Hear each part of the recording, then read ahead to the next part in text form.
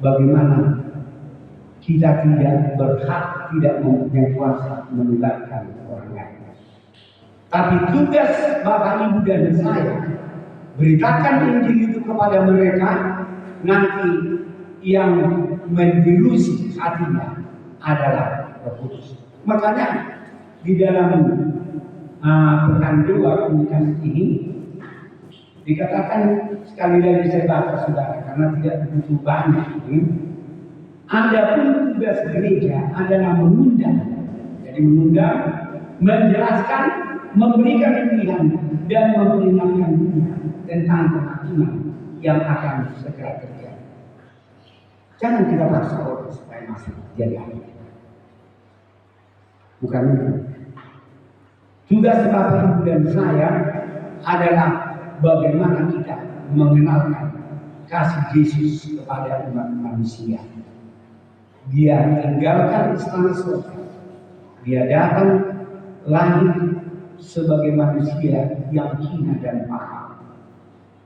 Bukan hanya itu, dia menderita saudara. Dan yang paling terakhir di dalam kehidupannya, dia harus mati di kayu salib, tercurah darah untuk menebus saudara dan saya. Itu misi daripada Yesus. Baik, dikatakan sini kita harus berintegritas di dalam mengkomunikasikan tentang Tuhan. Tuhan adalah yang Maha Esa. Dia Maha Kudus. Dia Maha Kuasa, Maha Kekal. Dia ada sebelum segala sesuatu. Segala sesuatu diciptakannya. Kita harus memeriksa isi teologis kebenaran dari apa yang kita komunikasikan untuk memastikan bahwa itu memastikan bahwa itu memberitakan yang kudus, yang juga hakim atas segala sesuatu. Jadi itu intinya. Dikatakan di sini, gereja seharusnya tidak hanya mengkomunikasikan tentang, ada 4 di sini. Seringkali kita pikir saudara, oh itu yang paling penting. Bukan. Tuhan yang menyembuhkan semua penyakit manusia. Kita yakin. Tetapi bukan itu kita harus paksakan. Jangan sampai kecewa orang. Oh, semua bisa sembuh penyakit manusia. Apa semua? Baru sore ini kita antarkan salah seorang saudara kita yang mempunyai penyakit, yang sudah mendapatkan perawatan, sudah bahkan dioperasi otaknya, dan dia tidur sejak kejadian itu sampai dia meninggal. Jadi bukan itu misi kita tentang menyembuhkan semua penyakit. Betul, Tuhan bisa sanggup menyembuhkan semua. Apakah semua bisa penyakit disembuhkan? Tidak sekali. Makanya apa yang dikatakan oleh Tuhan kepada Rasul Paulus, cukuplah kemurahanku saja baginya. Pada waktu diberitahukan kepada Yesus bahwa Yohanes yang kekasih, Yohanes Pembaptis bukan Yohanes yang kekasih, Yohanes Pembaptis ditangkap. Tujuan daripada yang memberitahukan itu agar Tuhan melepaskan. Apakah dibuat oleh Yesus? Sanggup tidak Tuhan pada waktu itu melepaskan supaya jangan dipancing? Sanggup, tetapi Tuhan. Jadi ini harus kita jadi di dalam hal memberitakan tentang kebenaran. Kedua, kuasa ajaib yang akan mewujudkan semua mimpi manusia. Jadi bukan semua angan-angan mimpi kita, permohonan kita semua terrealisasi. Tidak sedang. Itu baru saja kita pelajari dalam pelajaran praktek yang lain. Tidak semua doa kita jawab oleh Tuhan, tetapi Tuhan tahu apa kebutuhan Bapak Ibu dan saya. Ketiga, mujizat yang luar biasa. Jadi bukan gereja seharusnya tidak ada mengkomunikasikan tentang itu. Yang keempat, doa yang dijawab Tuhan untuk keberhasilan semua usaha manusia. Tapi kita seharusnya mendengarkan dan merenungkan panggilannya untuk misi yang agung. Kabar kerajaan Allah kekal ke seluruh dunia. Inilah sesungguhnya yang harus menjadi dasar inti dari semua komunikasi umat yang telah mendapatkan keselamatan. Jadi boleh saja kita beritahukan bahwa Allah itu adalah sumber penyembuh benar. Boleh kita katakan apa yang Anda mimpikan, apa yang Anda utarakan, Tuhan pasti berikan. Memang ada di firman Tuhan. Apa saja yang kamu minta, Tuhan akan berikan. Tetapi jangan lupa saudara, apakah semua permintaan kita terrealisasi buat Tuhan? Tuhan tahu kalau diberikan kepada kita, apakah kita memuliakan Tuhan atau itu menjadi merupakan kesombongan, gangguan iman dan lain sebagainya. Jadi yang perlu dikatakan, kabar kerajaan Allah kekal di seluruh dunia. Inilah sesungguhnya bahwa Yesus adalah sebagai juru selamat umat manusia. Angka Romawi komunikasi senjata ilahi Kristus. Paulus mengatakan bahwa meskipun kita hidup di dunia ini, kita tidak berperang seperti dunia. Senjata yang kita gunakan untuk berperang bukanlah senjata dunia ini. Tadi di ayat inti kita sudah dikatakan demikian melalui dalam 1 Korintus yang senjata yang memiliki kuasa ilahi untuk menghancurkan benteng-benteng, menawan setiap pikiran kepada kekuasaan Kristus di dalam membangun pelayanan ini. Banyak orang cenderung fokus pada perangkat keras dan keterampilan teknis. Itu memang perlu, tetapi bukan itu yang terpenting. Media Kristen meskipun terbuat dari logam dan batu sebenarnya bergantung pada kuasa spiritual untuk membawa hati manusia kepada ketaatan untuk Tuhan, kepada Allah. Kabar Injil yang tersampaikan itulah sebabnya mengapa kita berada di dunia, tetapi bukan apa dikatakan bukan dari dunia. Makanya dikatakan Bapak, Ibu dan saya, kita berada di dunia, tetapi kita bukan seperti orang dunia. Ini yang masih harus kita pastikan. Jadi kalau dikatakan ada istilah orang-orang gaul betis katanya, beda-beda tipis. Kalau kita hanya beda-beda tipis daripada orang dunia, kita belum bisa menjadi surat yang dibaca orang lain. Mengapa? Contohnya saudara, boleh tidak boleh untuk melanggar pada hari Sabat.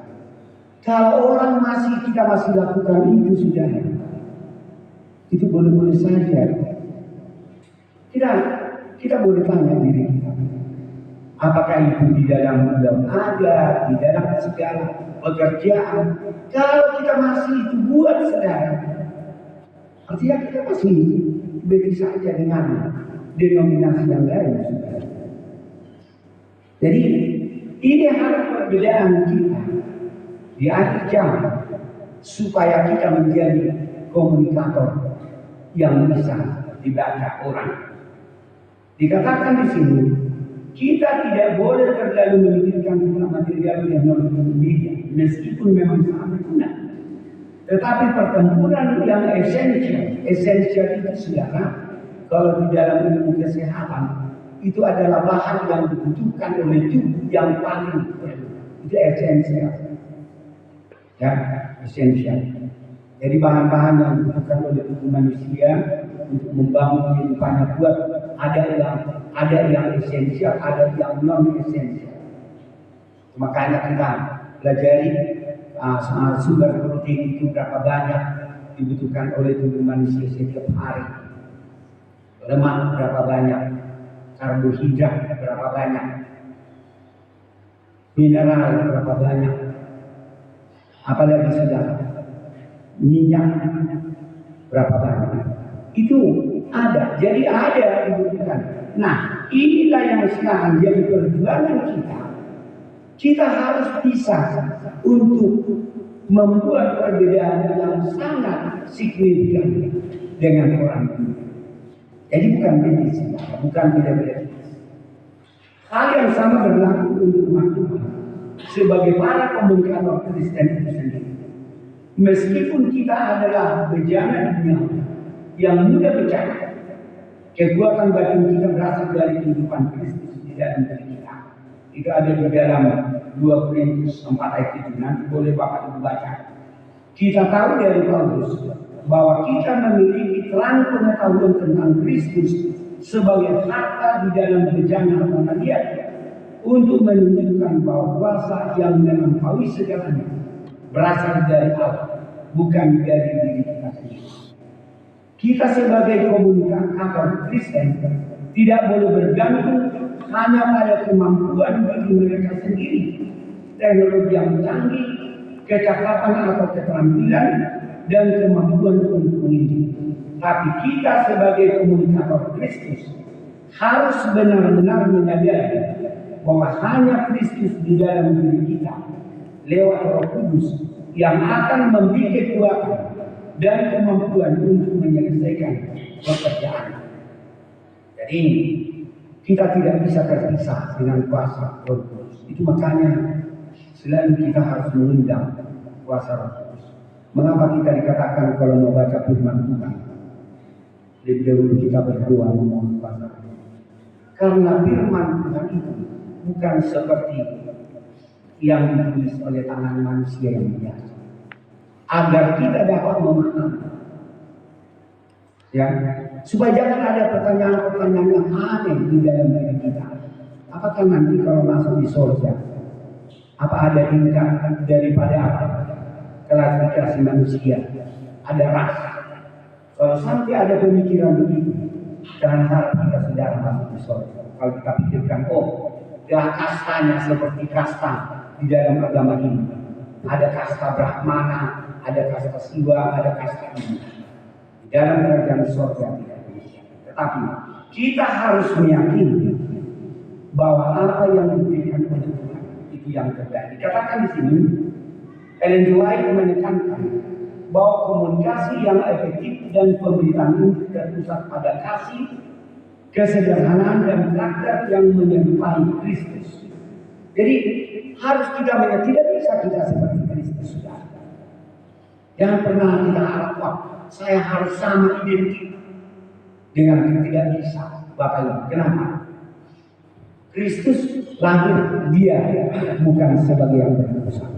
Sementara kita lahir adalah manusia yang berdosa. Itu saja sudah berbeda. Jadi ini yang harus, tapi kita harus menghidupkan karakter daripada Kristus. Apa karakter daripada Kristus? Tentu kita sudah tahu. Di mana Bapak Ibu mempelajari mengenai kehidupan Yesus sejak masa kecil sampai dia diurahkan menjadi apa untuk memberitakan Injil.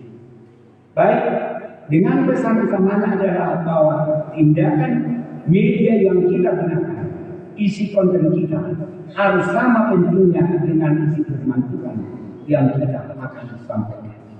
Jadi bukan dongeng sudah, harus kenyataan.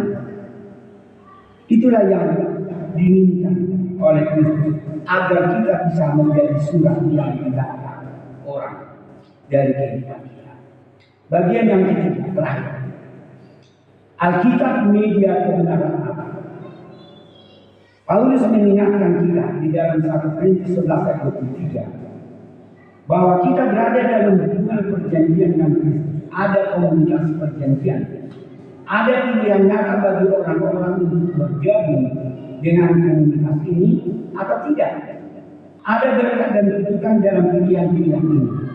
Darah dan daging Kristus dilambangkan oleh media cawan dan roti. Media adalah simbol untuk hubungan spiritual. Jadi media itu berarti dia apa? Penghubung.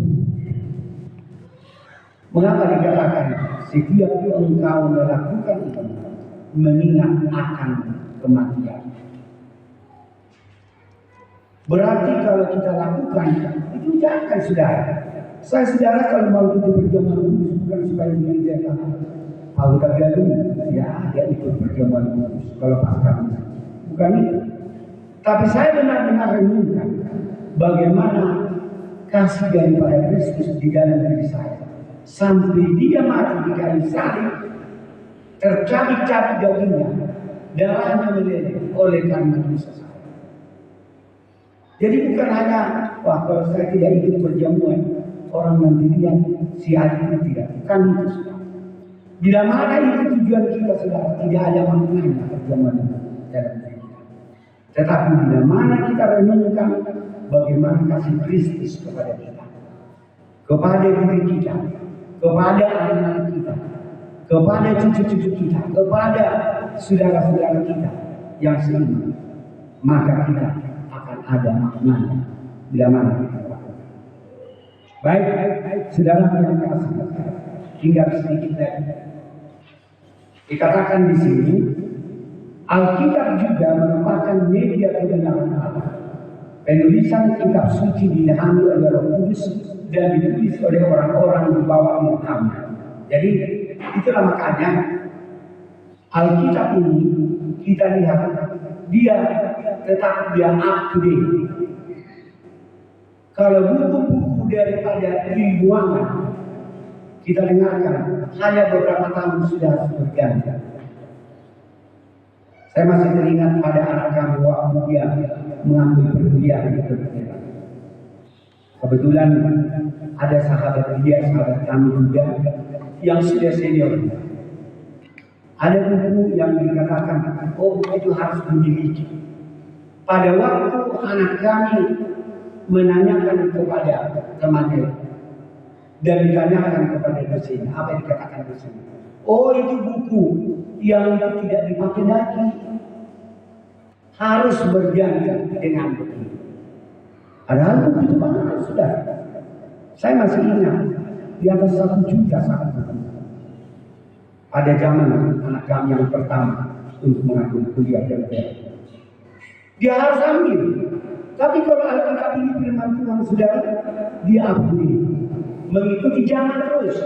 Tidak dikatakan out of sight. Menunjukkan kepada kita bahwa firman Tuhan itu adalah yang benar-benar bersumber daripada Tuhan. Dituliskan oleh orang-orang yang diberkati oleh Tuhan. Dikaruniai oleh Tuhan. Melalui kuasa Tuhan. Supaya dituliskan. Karena kita tidak tahu kan, bukan satu orang penulis. Bermacam-macam orang, bermacam-macam pendidikan, berbeda waktunya dan berbeda tempatnya. Baik dikatakan saudara sedikit lagi, umat Allah sebagai komunikator Kristen harus belajar memahami Alkitab sebagai firman Allah. Alkitab adalah inti dari komunikasi kita, karena semua kisah Yesus dan Juru Selamat ada tertuang di dalam Alkitab. Seringkali kita tidak menyadari kebenaran di dalam Alkitab secara sederhana karena ambisi pemikiran kita ingin menguasai secara pemikiran intelektual untuk kita sampaikan atau dikomunikasikan, tetapi bisa berakhir dengan ketidakbenaran karena prinsip kebenaran Alkitab haruslah didasarkan oleh tuntunan Roh Kudus.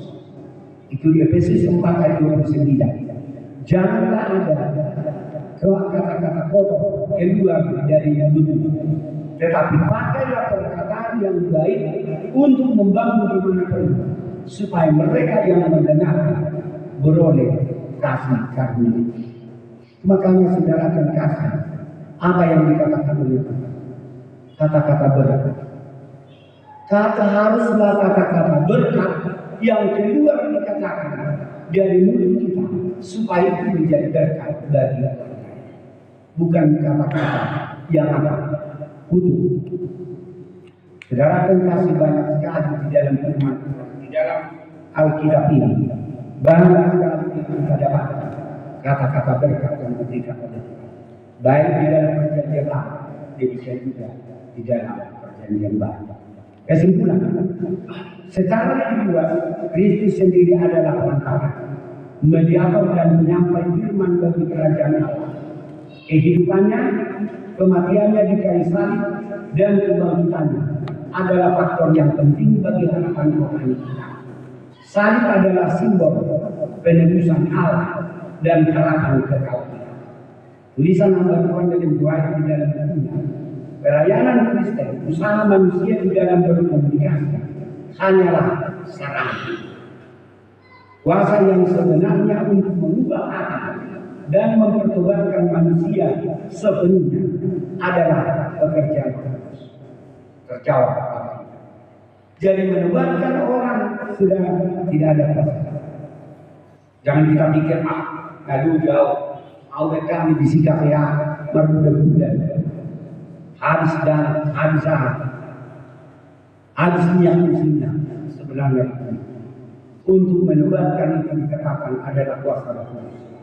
Efesus 4 dikatakan di sini, pekerjaan Roh Kudus melalui perkataan yang disampaikan di dalam kasih, sehingga kita umat Tuhan sebagai sang komunikator yang sejati haruslah tetap melandaskan iman kita kepada Yesus Kristus. Lukas 24 ayat 47 dikatakan, di dalam namanya haruslah diberitakan tentang pertobatan dan pengampunan dosa kepada segala bangsa, mulai dari Yerusalem. Itu makanya dibuat sama kita sejarah mengenai untuk memberitahuan kebenaran di mana dalam hidup Yerusalem. Apa itu Yerusalem? Di rumah tangga kita. Habis dari Yerusalem baru Judea.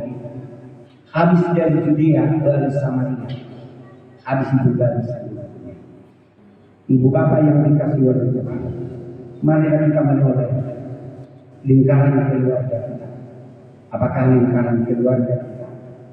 Lingkaran keluarga yang masih utuh di dalamnya. Kepada kita sebagai orang tua, bila mana ada anak kita masih di depan kita, bawa mereka ke acara-acara pembaktian sekarang. Kita tidak mau sendiri kita selamat. Anak kita tidak selamat. Tetapi kita harus mengajari mereka supaya menjadi kebiasaan. Sehingga pada waktu mereka masa dikatakan besar atau tua, mereka tidak akan menyimpang dari hal itu. Saudara terkasih, inilah pelajaran kita pada malam hari ini. Dengan pertolongan Tuhan, mudah-mudahan kita dapat hidupkan dan biarlah kita menjadi komunikator orang Kristen yang bisa dibaca orang, yang mempunyai perbedaan yang sangat signifikan. Artinya perbedaan yang sangat berbeda dari apa? Kehidupan denominasi. Tuhan memberkati. Amin.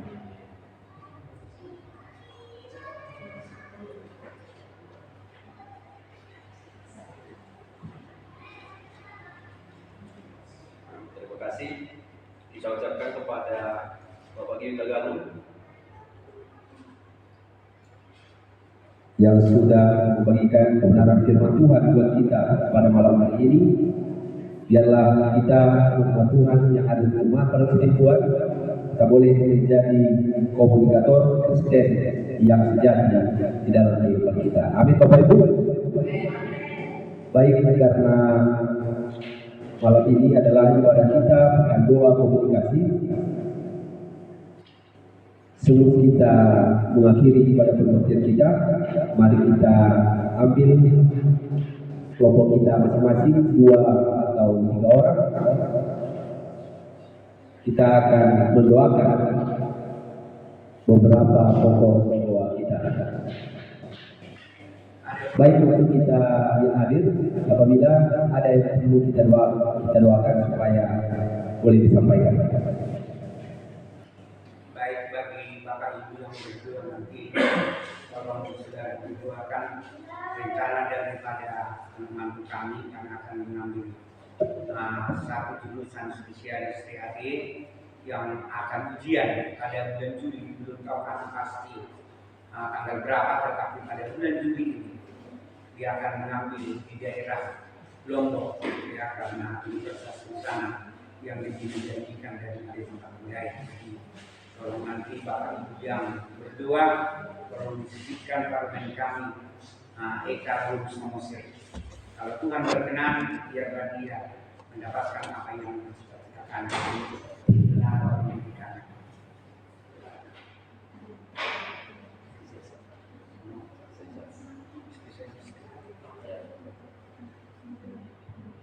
Mungkin masih ada yang lain.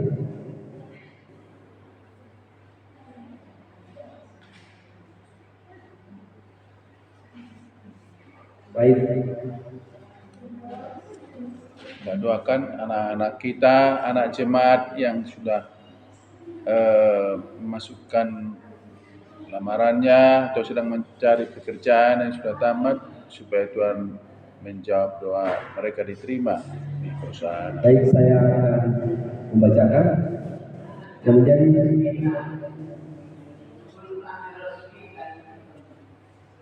Rospita. baik, saya akan membacakan yang menjadi pokok doa kita yang akan kita doakan di dalam kelompok kita masing-masing. Yang pertama, firman Tuhan yang baru saja kita dengarkan. Yang kedua, berbicara pada malam hari ini Bapak G. Tagalu. Yang ketiga, penginjilan lewat HP ataupun media digital. Kemudian kita doakan kesehatan kita seluruh anggota jemaat, khususnya kesembuhan ataupun pemulihan dari saudara-saudari kita yang sakit. Bapak J. Situmorang, Ibu J. Situmorang, Situmea, mohon maaf, Ibu J. Situmea, Ibu H. Simajuta, Ibu Pendeta Usiabela, Rospita Duto. Kemudian kita mendoakan anak-anak kita baik di dalam pendidikan dan juga yang mencari pekerjaan dan yang mencari jodoh. Kemudian kita mendoakan pekerjaan dan bisnis anggota jemaat. Kita doakan juga cuaca supaya diberikan cuaca yang baik, yang bersahabat, tidak menjadi penghalang bagi kita untuk hadir di gereja ini. Kemudian kita doakan partisipan yang akan melayani besok malam.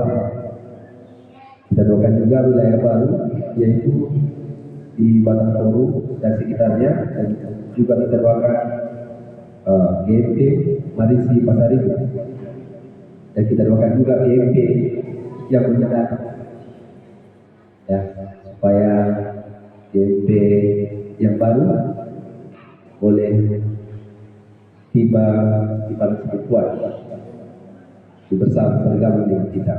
Baik, mari kita berdoa. Mohon maaf, tadi sesuai yang disampaikan oleh Bapak Yutagan, jangan lupa kita mendoakan rencana daripada menantu Bapak Yutagan, Eka Samosir, yang rencana akan mengambil spesialis THT supaya diberikan kelancaran dan di bulan Juni. Baik, mari kita betul berdoa di dalam kelompok kita masing-masing. Berdoa dimulai.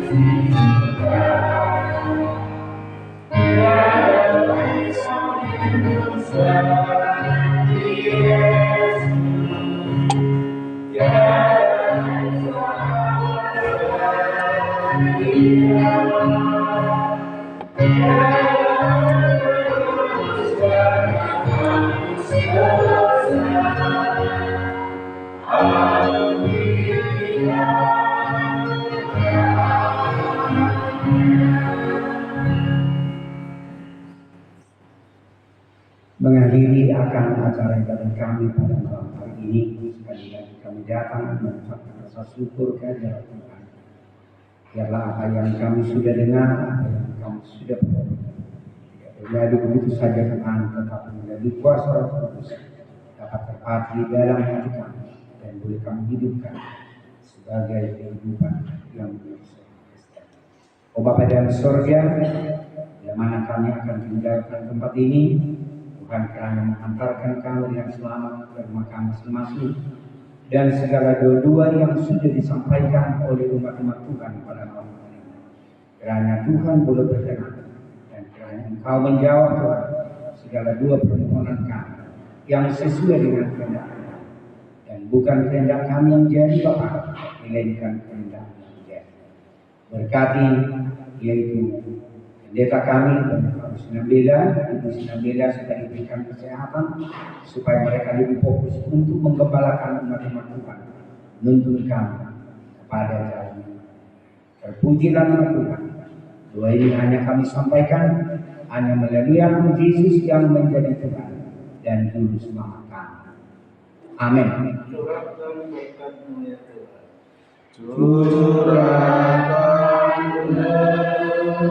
Aku ya Tuhan, bila kami pulang ke rumah,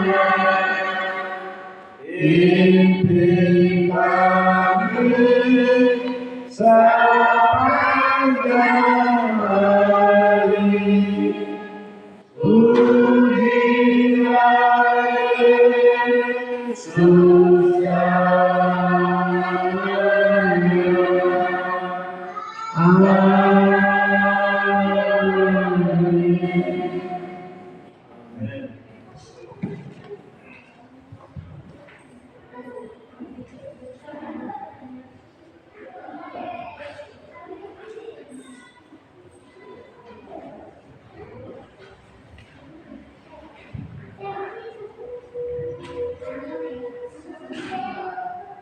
Baik, Bapak Ibu, demikian ibadah pembaptisan kita pada malam hari ini. Sampai berjumpa kembali besok malam. Dan pada saat ini saya akan membacakan yang akan melayani besok sebagai pembicara Bapak Hasim Majuta, DPP Bapak Era, lalu spesial seluruh ibu-ibu tempat di gereja. Baik, mari kita bersalaman di pintu sebelah kiri saya, dan selanjutnya kita akan bersama-sama di betul. Terima kasih, Tuhan memberkati. Shalom.